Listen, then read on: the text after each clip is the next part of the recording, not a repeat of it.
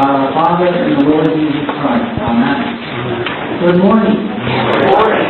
Welcome to our service today. We have certainly a full service today. As a matter of fact, I've written out my announcements. I never do that. I didn't take any notes here. But we have so many, I wrote them out. And because I'm prone to knowing, to forget the most important thing, I'm going to start with the most important thing, with the announcement about the congregation meeting, and that's Rich today. Thank you. Again, immediately after worship service today, we will have a congregational and a corporational meeting, the purpose of which is to hear the report of the nominations committee and their people who have agreed to be officers for next year, for both the corporate part and the congregational part. And then in the congregational part, we will also present the 2019 budget. That's the corporation. At the corporation meeting. Sorry, that's what I meant to say. The corporation meeting, they will also do the budget will be presented, so you may receive it. Okay, thank you. And because we'll go directly into the meeting following worship, there'll be no poster, even though it says in the bulletin there will be one. There won't be one. I'll begin the meeting as soon as I change my robe for my coat. Right there. So please don't go anywhere after the service. I'd like to certainly thank John and Merrill King for all that they did, and there were other people too who helped. I don't know all their names, but I know they did a lot of work that helped with the artist dinner on Thursday night. In spite of the inclement weather, believe it or not, the tables were all full, and we had a great crowd, and I want to thank everyone who helped with that. Community Thanksgiving service. Last week we announced that it was going to be today at 3 o'clock p.m. It is going to be today at 3 o'clock p.m., but it's not going to be at the Episcopal Church because they have a building emergency which precludes us from going there. And instead it's going to be closer to us. It's going to be at East United Methodist right on Mill Road across the street from the funeral home. So at 3 o'clock this afternoon, the Community Thanksgiving service at East United Methodist Church. And I hope people will go.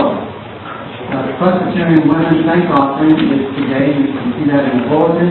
The Presbyterian women are dedicating a thank offering which is collected all throughout the year.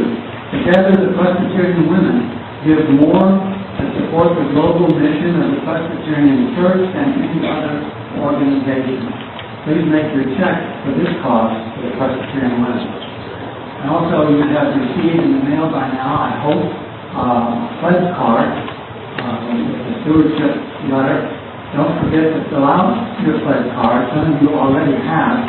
If you've already turned them in, then you will receive a special blessing. If you haven't turned yours in yet, then please bring them to worship next Sunday, November 25th. And they will be dedicated during the worship service at that time. Also, there's flyers in your bulletins about the Long Island Brass, the Christmas wreath, and the Christmas bazaar. Please take note of those and read those. Are there any other announcements? There's an error in the bulletin. Christmas cocktail party fundraiser at Elizabeth and Louis Mazzarello's is on Friday. Okay, thank you. The fundraiser, the Christmas cocktail party, is not on Sunday. It's on Friday, December 7th. Okay, that's quite a change. Okay. I don't know how this got in here. But it's going to be Elizabeth and Shane and Lucas Torello's house. December 7th. I see. It just said 2nd, but it's going to be the 7th. Okay, everybody got that? You're not going to want to miss that. So please make a note of that. Thank you. Any other announcements? Yes. I just wanted to say that whoever wanted Hamper's chef stuff, it arrived and it's on the table and in the If you order Pampered Chef stuff is here, and Stephen in the contest. The Advent Festival is taking place during regular Sunday school time, but if somebody can tell us when their congregational meeting is started, then somebody might want to come up. Okay, somebody will take it on themselves and come over here to go down and tell the Advent teachers of the Advent Festival that the congregational meeting is about to begin. That's what we hope. Anything else? Yes, husband.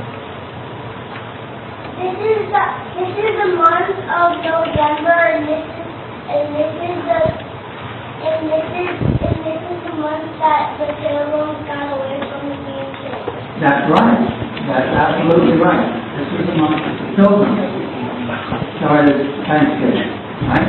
With the Indians. Very good, guys.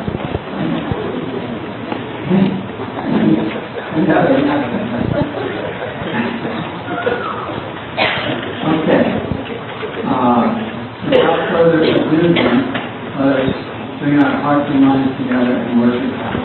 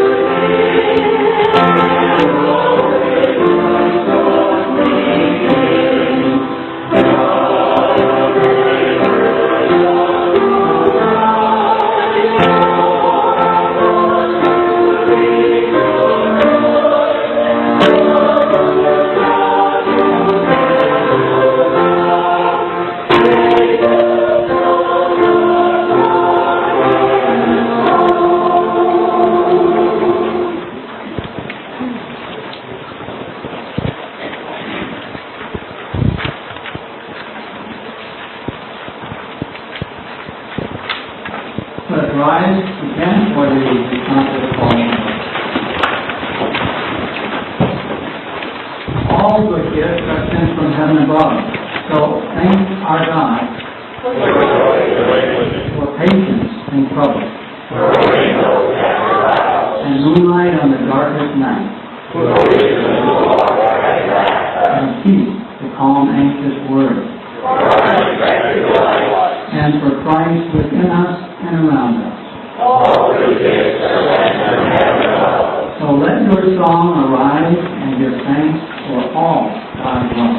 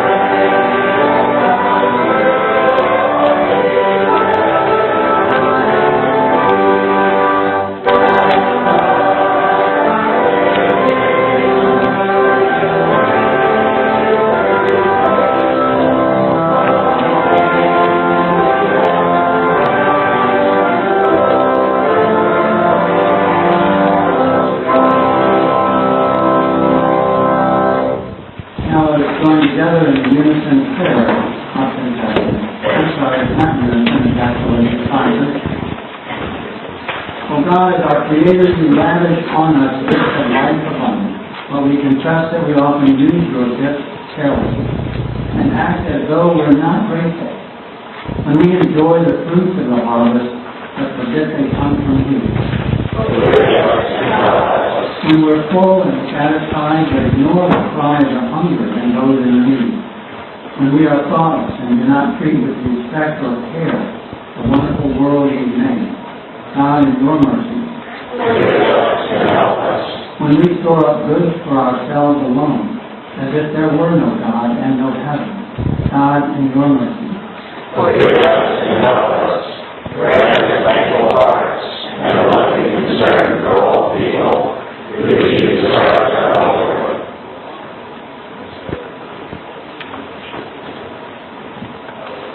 Amen. Now hear the words that we come every week to hear, and need to hear. Hopefully it will resonate throughout the week, each and every day. That in Christ we are forgiven. Totally forgiven. That means the past is done.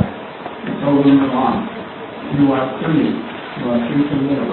There is nothing in your past that is holding you back. It's up to you to agree to accept the forgiveness of Christ. Not always an easy thing, but a very, very important thing. Hallelujah. Praise God. Amen.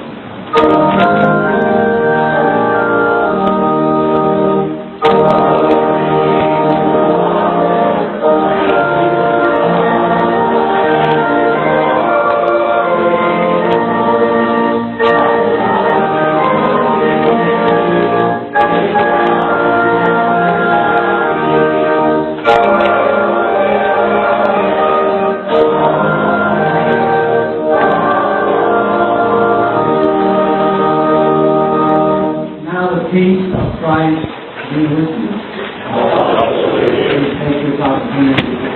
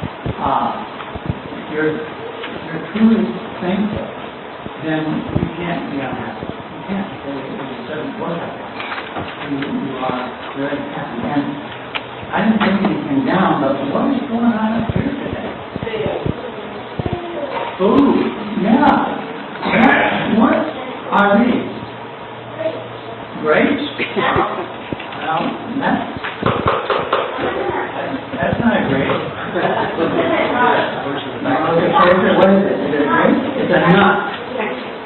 It's a mini potato. No, know well, here's a walnut. That's what a walnut looks like. These are pecans. My favorite nut. Wow. And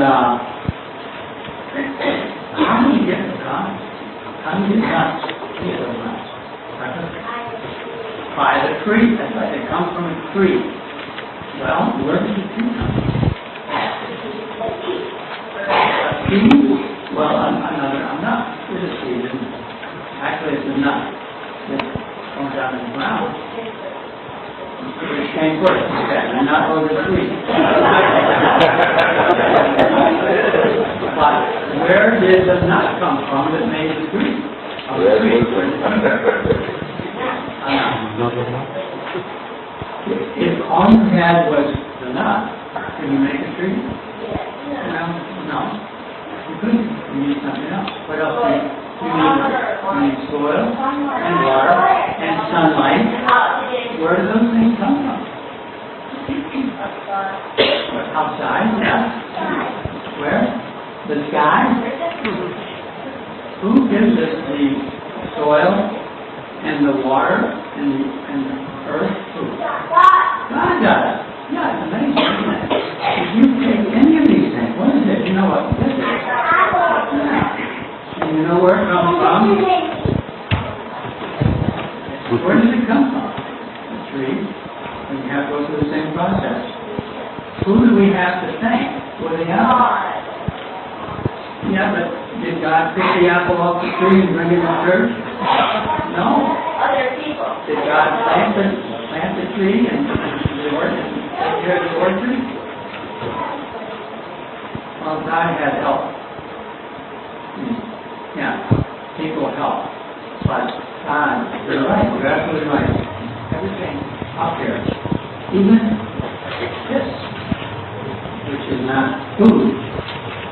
Where is it? Wood made out of wood.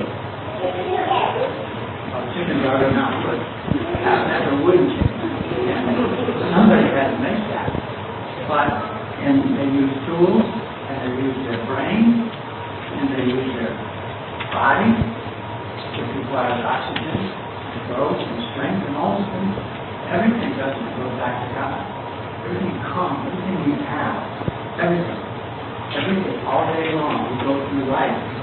And sometimes we forget to be thankful to God for all the things that we have. The air we breathe, every time you take in a breath, you thank God for that air. You forget, you do. Well, good. And when the sun comes up in the morning, do we thank God for the sun?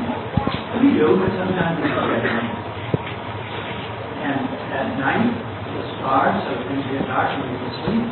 So that God is all around us and gives us everything.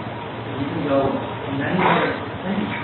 Help our parents, stores, owners, a lot of other people help and participate with God. It's not God doing everything alone, but God is the source. God is the one without whom we would have nothing. The clothes, the cotton, and the clothes are made up come from the ground, the earth, the sun, the water, all those things.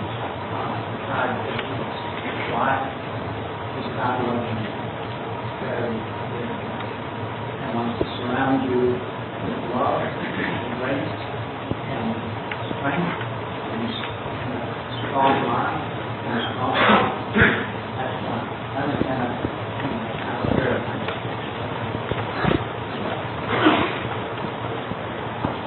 Lord, we thank you for these children and for all the ways that you provide for us, even when we forget to be thankful to you for. For this coming season of Thanksgiving, we ask your blessing upon them and upon all of us, that we might always be thankful. We pray in Christ's name and we pray today. Our Father, who art in heaven, hallowed be thy name. Thy kingdom come, thy will be done, on earth as it is in heaven. Give us this day our daily bread, and forgive us our debts, as we forgive our debtors. And lead us not into temptation, but deliver us from evil. For thine is the kingdom, and the power, and the glory,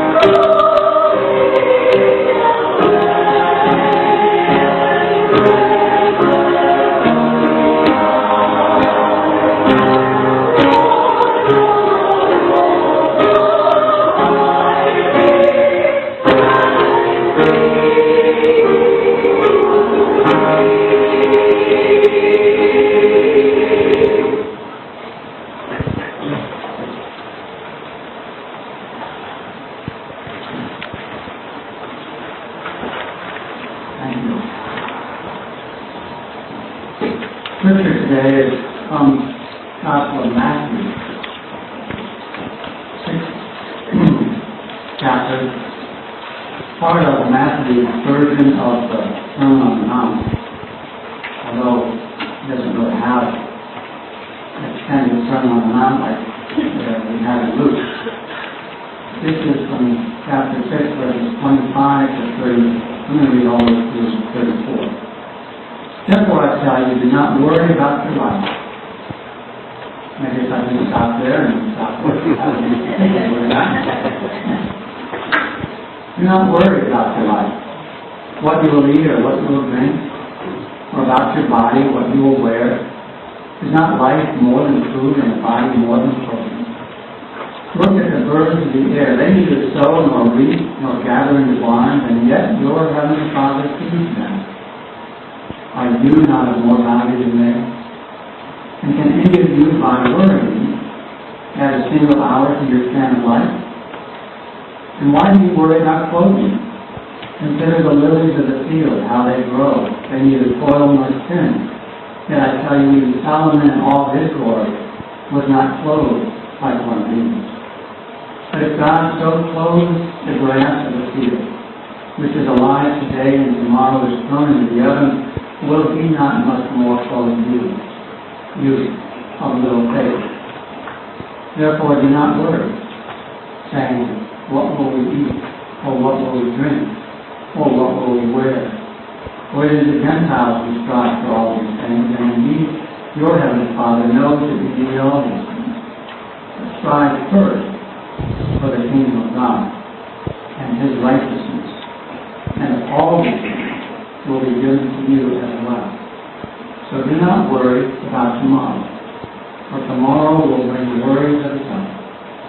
today's code, minimum, for today. And the Lord bless to us the reading and the hearing of His holy word. Well, you've heard the cliche over and over and over again that the stores are all decorated for Christmas, so Thanksgiving can't be too far away. And we're all too aware Christmas means consumerism par excellence, if not above everything else. Stores and radio stations don't even wait for the week before Thanksgiving anymore, do they? Before Halloween. All the decorations and the music have started for Christmas. Thanksgiving originated in our own country, based on the idea that no matter what you have, no matter what your circumstances are, if you're alive and have hope for tomorrow, then your life is blessed, and you can give thanks to God. Most of us in this room are blessed with many material things that are at least supposed to make our life happier, if not also easier and more fulfilling. It's so easy to focus on these things and to see them as the source of our happiness and our well-being. And we often find ourselves focusing as well on the things that we don't have and spending our energy, our time, and our money trying to acquire still more things. Why? Because so long as we see these things as the source of our well-being and our happiness, then we are going to want more of them in order to be more happy. As an illustration of this, there's a story. You may have heard it about the South March that is said to be a true story. I'm going to tell it to you. A spouse mart opens where a single eligible man or woman may go to choose a spouse from among many. The store is composed of 6 floors, and the potential spouses increase in positive attributes as well as price the higher up you go in the store. There is, however, a catch. As you open the door to any store, you may choose any spouse from that floor. But if you go up to the next floor, you cannot go back down except to exit the building. So, a single person, very much ready for marriage, goes to the shopping center to find a spouse.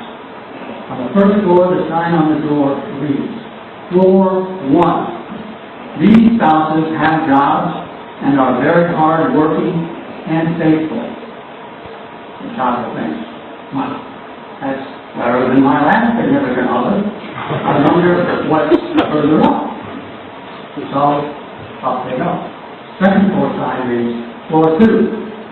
These spouses have jobs and are very hard-working and faithful, and they love family and kids. The shopper thinks, well, that's great. But I wonder what's further up. And up they go again. The third floor sign reads, Floor 3. These spouses have jobs and are very hard-working and faithful, love family and kids, and are extremely good-looking. Even better, the shopper thinks. But I wonder what's upstairs. The fourth floor sign reads, Floor 4. These spouses have jobs and are very hard-working and faithful, love family and kids, are extremely good-looking, and just love to do housework. Wow! Thanks to the shopper. There, thank you. This is just what I dreamed of, but there must be more further up. And again, heads up, another slide of six. The fifth floor sign reads, Floor 5. These spouses have jobs and are very hard-working and faithful, love family and kids, are extremely good-looking, love to do housework, and have a strong romantic streak. Oh, mercy me! More than anyone could even ever hope for.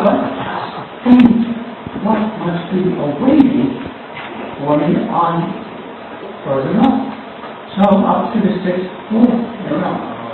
The 6th floor sign reads floor 6. You are visitor number 1,260,459 to this floor.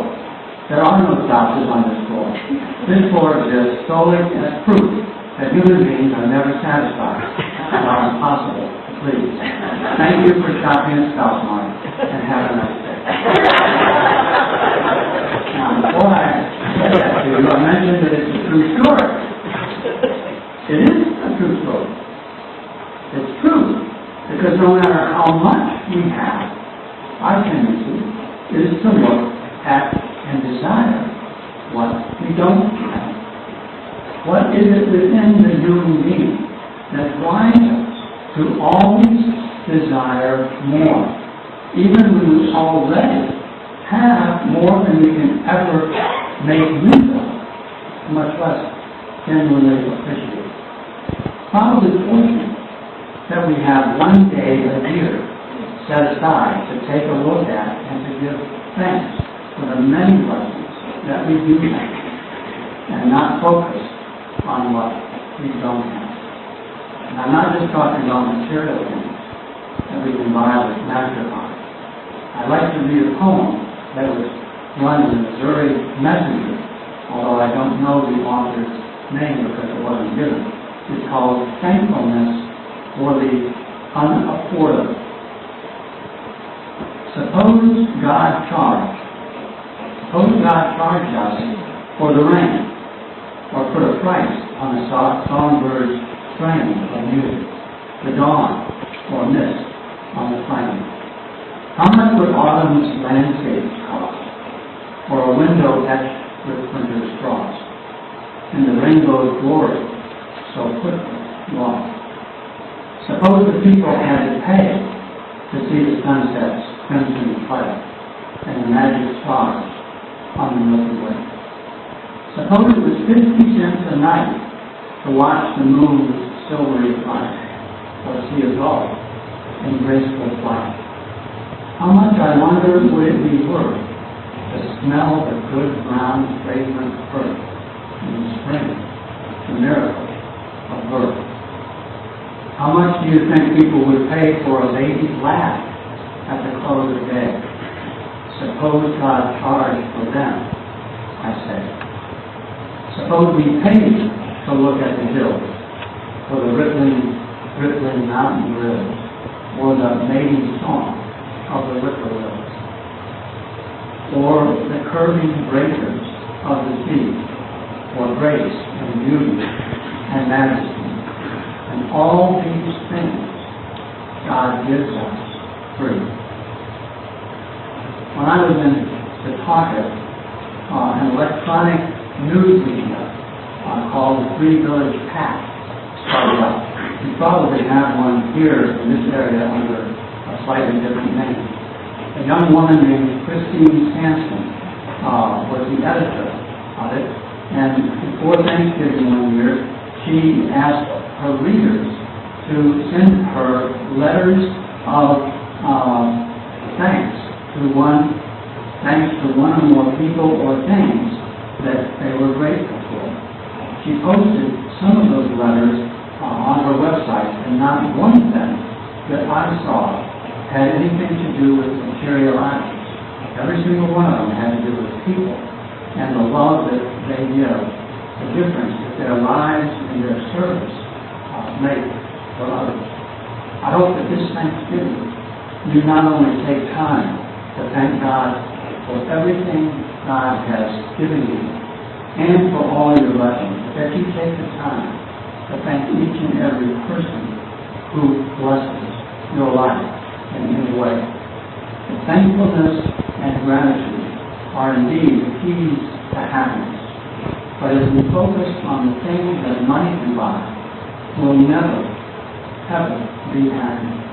If we can focus on the ways we are blessed, And no matter what we have or what our circumstances are, then no one can ever take our happiness away from us. People are sometimes surprised to learn that I consider the 23rd Psalm, a little verse of which I put there at the beginning of the bulletin, among other things, as a song of thanksgiving, because it reminds me of yet another poem, an old one that you may be familiar with, entitled Drinking from My Saucer. I've never made a fortune, and it's probably too late now, but I don't worry about that much. I'm happy anyhow. And as I go along life's way, I'm reaping better than I sowed. I'm drinking from my saucer, because my cup has overflowed. I remember times when things went wrong.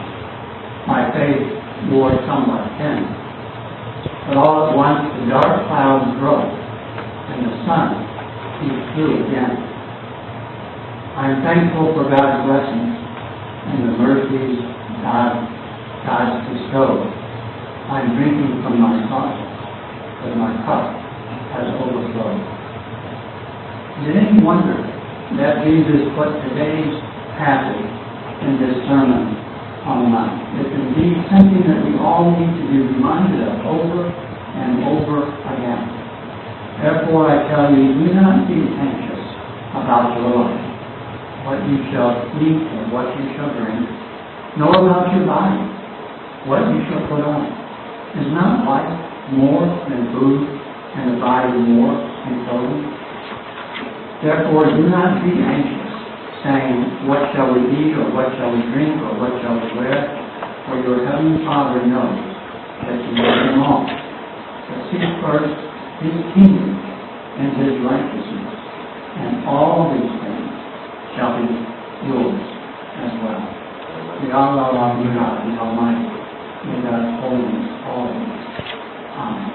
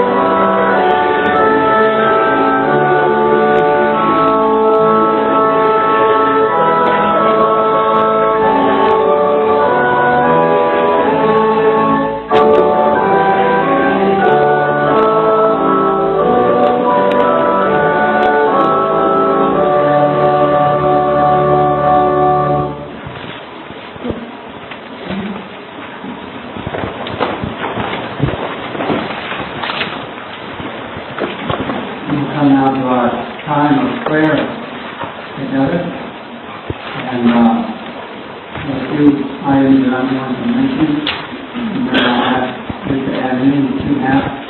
Certainly want to remember everyone who has suffered and still suffering from the natural disasters, especially the fires in California, the This was unbelievable. All who have suffered from gun violence, including the college students who are having a good time together until a gun was began shooting with a weapon designed only to kill human beings. And remember Don Griffin, who has gone into the West Hampton Care Center. George Burns, who's been in Stonybrook Hospital for over a week now, and just surgery, had surgery. So we want to remember him and his wife Lily as well. Want to remember Brian Radigan, Jennifer Newhouse's father, who's in the later stages of cancer and needs to be surrounded by our prayers. Are there others that you would like to lift up? Yes. My daughter Laura and the children and the children. Laura and her children. Thank you. Go ahead. Yes. Gratitude that my daughter is home from the hospital and recuperated. Okay, great. What's her name? Laura. Laura. Two Laura. Okay. Thank you. Yeah. Yes. The family of Lloyd Clendenin graduated. The family of Lloyd Clendenin who passed away. Okay, thank you. All right, let us pray. Yes. I've been to see Jay Sears a couple of times. He's only 25 miles to drive, an easy drive. The place he's staying is beautiful, and he's always fun. More so than as much as you want. He has to leave there soon, and he doesn't have any place to go, and he needs help. Jay Sears, he's in the Oasis Care Center in Riches, and Otis is reporting that he will have to leave there soon, and he does not have a place to stay. So, he's in that place. Another one? Yes. My brother George and my husband Bernie. For George for Bernie? George got out of the hospital. He got out of the hospital. Okay, I didn't know he was in. He's back at the care center? No, and my husband Frank came. Yeah, then that's what about him. Pardon? Is he home or is he? Her brother George Oh. just had his friend. Okay. Your brother George, I thought we were talking about Vern. Okay. And her husband. And your cousin Vern, yes. He's in the bed for sure. Thank you. Let us pray. Lord of love, you love each of us with an everlasting love. And your desire for us, your only request of us, is that we love one another and you in return. Of course, love requires a grateful heart, which alone can provide us with a joyful heart. We thank you for this season of Thanksgiving, which comes right in the middle of a long period of commercialization and trivialization of holidays, which also are steeped in and originate in our relationship with you. During this week of Thanksgiving, we pray, O Lord, that you will help us as we seek to become grateful people every day of the year. Help us not only to be grateful, but to reach out to others.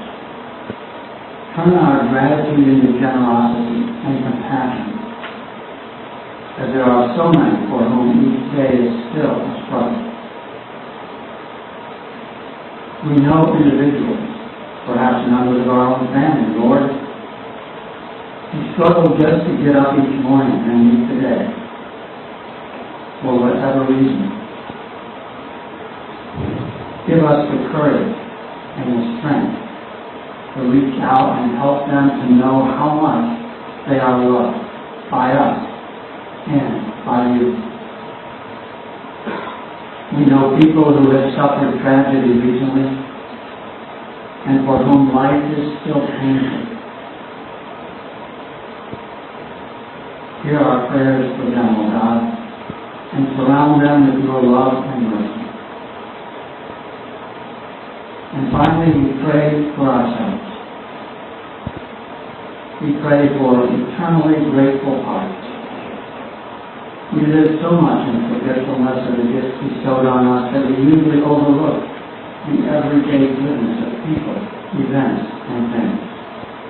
Therefore, when we say thank you out of the blue, as it were, we really may not know for what we can give thanks, especially when our day is hectic, our colleagues are unpleasant, our bodies fatigued or plagued by the flu. Nevertheless, repeating this thank you in quiet expectation will evoke the urge to complete the sentence with something. People feel uneasy with things that are not finished. Thankful for what?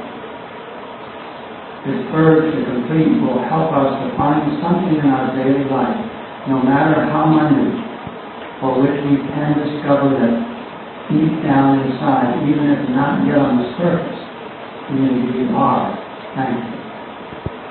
Thank you, Lord, for letting me get up this morning, for being able to work today, for my well-running car, for the dependable train, for the nice eggs of breakfast, the butter, and the marmalade. Thank you for my daily meals, simple as they are. Countless people suffer the pangs of hunger. I am no better or deserving than they. Thank you for my health today. Thank you that I have only minor ailments, that I am not terminally ill. If I am that ill, thank you for the faith, hope, and love you have given me, so that I may see a deeper meaning in my suffering. Thank you for my wife, husband, children, and grandchildren, for their help, for the time that they are still alive and with me. If they have passed on to be with you, thank you for the time I've had with them. If I live alone, thank you for the gift of the single life, enabling me to serve you and others in a special way. Thank you that I have work in a time of unemployment. If I am unemployed, thank you for the courage and inventiveness you grant me to spend my time as well as I can. Thank you for the house or apartment I live in. Thank you for a good cup of coffee, pleasant chat, warm gloves, and a nice hat. Thank you above all for yourself and your presence in my life. Lord, we pray for our church as it comes together and opens itself to a new time and new leadership. Help our church become a spiritual hospital where everyone who enters is surrounded by loving energy and an awareness of your Holy Spirit. Hear our prayers for everyone who is on our prayer list, for everyone whose names we've mentioned out loud this morning, and all those we hold silently in our hearts at this time.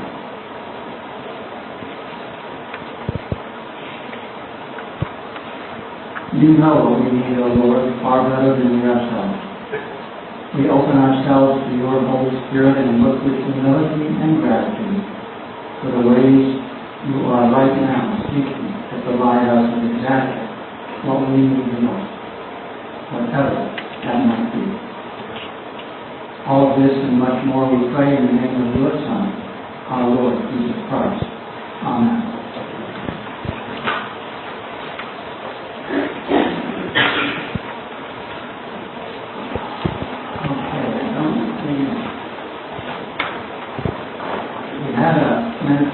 Schedule, but Kathy was going to do it and she has to be downstairs.